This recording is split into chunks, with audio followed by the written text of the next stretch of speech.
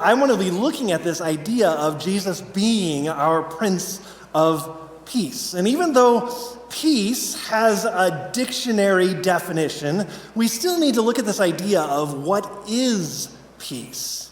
Because there's a lot of things that we can't define really or don't really fit a dictionary definition of peace. There's a lot of things in life you may recognize that you can't really define it, but you know what it is when you see it. That was actually a famous testimony a few years back in Congress. We won't talk about that subject, but we're talking about peace because it's the same kind of idea with peace. While we may not be able to directly define exactly all of its facets, we recognize peace when we experience it, and hopefully we have experienced peace, otherwise life must be pretty miserable for you.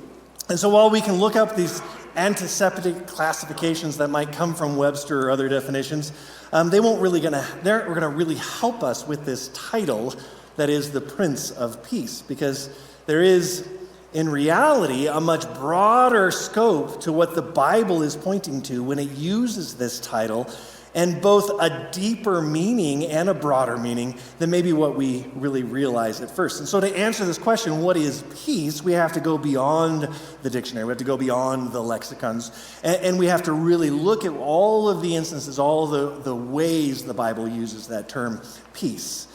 You have read the verses where that word is used. We already read 2 of them so far this morning. Isaiah alone talks about peace 26 times. There are over 400 references to peace in the Bible. And so you need to really look at the context of how that word is used within Scripture to really gain access to the reality of what we can experience in terms of that word. And what you will find is that the idea of peace is much richer than you can possibly fathom. Now, the most plain idea that comes across whenever we talk about, at least culturally, this idea of peace is peace in relationships. That's our first form of peace that we come across. And that's, of course, what we think of when we think about peace. It's what people are hoping for when they say, I wish for world peace. This is what we're talking about. It's the absence of conflict. It's used that way in Deuteronomy chapter 20, verse 10. When you draw near to a city to fight against it, offer terms of peace to it. You see, peace is the alternative to the fight that is coming. If you don't want to have a fight, you might sue for peace, if you were the king of a city-state in this case. As Lloyd Corey once wrote, peace is the brief, glorious moment in history when everybody stands around reloading. It's a little cynical. But there's 2 general options. There's peace and there's war. That's the dichotomy that we actually see in Psalm 120 when the psalmist says, I am for peace, but when I speak, they are for war. And I'm sure that you're aware that Washington, D.C., if you have ever toured around the city of Washington, D.C., you're aware that there are numerous an assortment of peace monuments, and we place a new one every time there's a war, don't we? Thank goodness they're all over, is basically what we're saying whenever we put out a peace monument. Ecclesiastes kind of draws that understanding of peace out. For everything, there is a season, and a time for every matter under heaven, a time to love and a time to hate, a time for war and a time for peace. And that's generally how we think of peace. It's the absence of conflict. Interpersonal peace is often fleeting because of the reality of the sort of peace that we think about as just being the avoidance of conflicts. You see, if all I'm doing is trying to avoid conflict, I'm not really experiencing peace the way the Bible describes peace for us to have. So the second way that we might see peace is peace with the natural world. And we're familiar with this one as well. We use it all the time. Like, say, for instance, you're at some alpine lake and it's sunset and the sun, this gold color, just turning the peaks around this alpine lake to absolute fire. But there's no wind to speak of. The lake is like glass. And you say, oh my goodness, this is so peaceful, don't you?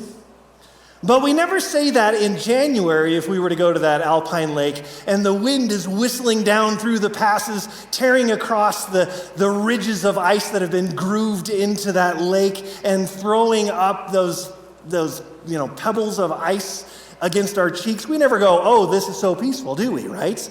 Because we know nature can be a little bit capricious against us at times, right? Mark chapter 4 talks about this idea a little bit. A great windstorm arose, and the waves were breaking against the boat so that the boat was already filling. You know the story, right? Jesus awoke and he rebuked the wind and he said to the sea, "Peace, be still." And the wind ceased, and there was great calm. You see, there can be peace between the natural forces of our world and humanity. There can be. There is a struggle between them, though, and we recognize that struggle regularly. But there can be the removal of that struggle. That's what Jesus does when he tells the sea, "Peace, be still." So the wind and these waves that were pushing the disciples to their limits then suddenly become working with the disciples instead of against them, and there's no more struggle for the disciples, at least at that moment. It's a momentary peace. I'll give you another example of the kind of natural world, natural order peace. In Leviticus, God says, "I will give you peace in the land, and you shall lie down, and none shall make you afraid, and I will remove harmful beasts from the land." See, harmful beasts are those poisonous snakes and lions and tigers and bears. Oh my. Those are the kinds of things that threaten to eat your children, right? Those are the things that we have to protect ourselves from. And that's a different aspect of the created order. This is another area in which we might not experience the peace that we would like to have. It's where nature ultimately is fighting for its own survival. And so you are a threat to it, and it recognizes that you are a threat to it, and so it makes itself a threat to you. But God is saying in this passage in Leviticus, if you'll trust me, I'll bring peace to you. And all of those threats won't be threats anymore to you. It's going to mean freedom from conflict between man and nature. So whether the conflict comes from the wind and the waves and the wild beasts and viruses or snake bites or floods or famines or earthquakes or cancer or heart disease or pneumonia or diabetes or Alzheimer's or name it, all of those natural order things can be resolved when we place ourselves in God's hands. But the reality of that peace in its fullest biblical sense is a freedom of conflict from the natural order of things. Isaiah 55 describes our final future when God's saving work is complete. You shall go out in joy and be led forth in peace. Instead of the thorn shall come up the cypress. Instead of the briar shall come up the myrtle. Now, I don't precisely know which thorn is in view, but when I read that passage, I imagine Canadian thistles, because I have a private warfare with Canadian thistles. I hate them.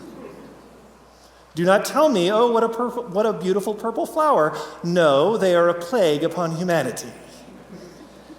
And I have a vendetta against that plant, and because I have that vendetta, I have a lack of peace with my created order that's all around me. And all of that, the fact that that plant exists, I believe, goes all the way back to Genesis chapter 3. You may recognize that thorns and thistles coming up from the ground are a result of the curse and the fall of man. Because of sin, now the ground brings forth thistles and thorns instead of what I want, which is good, clean, edible grass for my horses. And there is no peace because I struggle against it. But the picture here in Isaiah is that when the peace reaches its full biblical extent, there will be no more conflict. There'll be no more war between me and the natural forces that govern somehow where Canadian thistles appear in my land when they were never there before. Blessing comes instead.